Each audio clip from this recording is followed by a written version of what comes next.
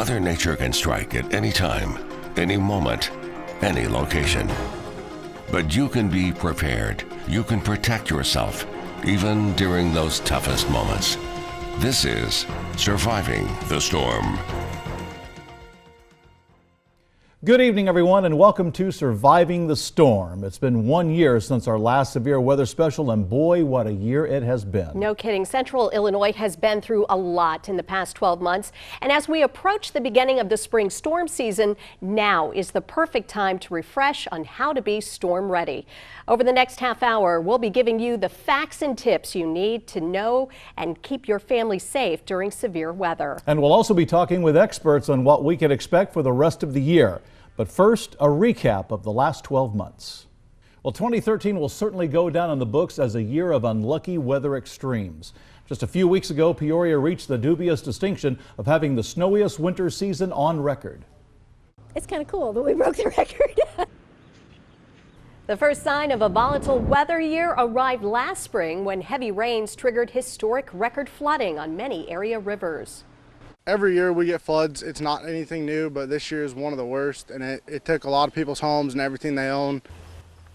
A severe drought followed, developing during the late summer and early fall. We've had probably at least the second or third driest August on record.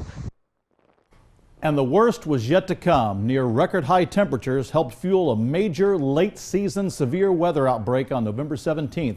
Deadly tornadoes ripped through the state, wiping homes off the map and forever altering the landscape of several area towns. It looked like a bomb went off. Everything was just demolished, destroyed. But what exactly happened on that fateful Sunday in November? Well, actually, the event started days before. First of all, it was unseasonably warm and humid outside.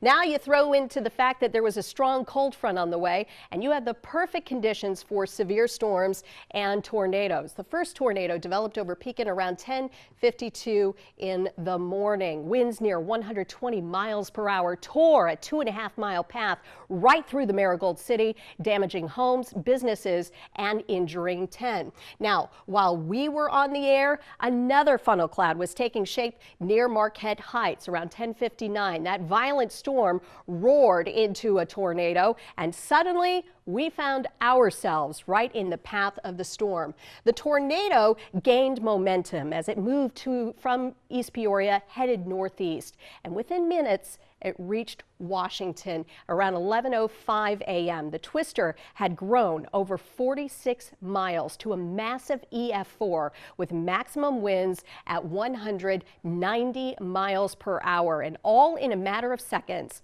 Hundreds of homes were destroyed and 3 people died.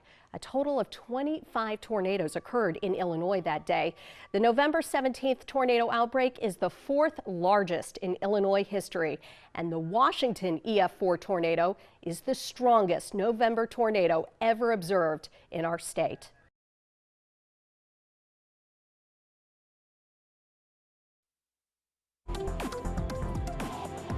Live from the new Peoria Riverfront Museum, this is HOI 19 News at 5:30 with Marshana Hester and Chief Meteorologist Chuck Collins.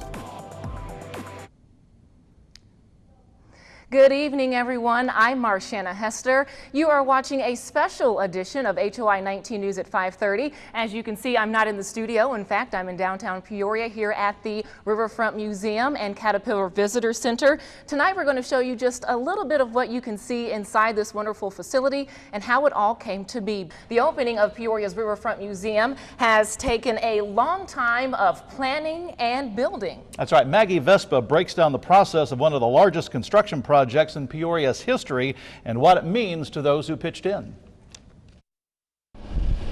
It may not sound exciting, but 56-year-old David Ellis couldn't be happier to be laying down sod. I worked on the theater with Williams Brothers, pouring concrete, and now I'm with the landscaping company. A longtime local laborer, Ellis has spent the last 2 years working on the Peoria Riverfront Museum. He says the end result is worth the wait. It's looking a lot better than it started. That's all I can say, lots better. That's because when it started, it looked like this. Here we rewind all the way back to the groundbreaking ceremony, September 7th, 2010. After a years-long battle surrounding payment plans, officials were more than ready to get to work. Well, I think this is where the rubber meets the road. And crews had their work cut out for them. The Riverfront Museum would be 86,000 square feet and cost $140 million. Its next door neighbor, the Caterpillar Visitor Center, would be 50,000 square feet and cost $37 million. For the next 2 years, progress was constant. The makeup of Peoria's riverfront steadily shifting. This at a time when construction work was near impossible to find. When we first started talking about it, things were busy, and we were concerned about manning this job, but then the bottom fell out of the entire economy nationwide, as everybody knows. And by the time we got people on this project, we desperately needed the employment, and to have people working here for over 2 years was just tremendous. And that's something Peoria's economy can build on in the future. Reporting at the Peoria Riverfront Museum, I'm Maggie Vespa. If you plan to visit the Riverfront Museum, you may be wondering where you can park. Well, officials encourage visitors to park in any of the free parking decks over the weekend. They say your best bet is to stay on the Washington Street side of the museum when looking to park early. Visitors will not have access to the parking deck on Water Street before 10 a.m. General admission to the museum is $11 for adults, $10 for seniors, and $9 for children.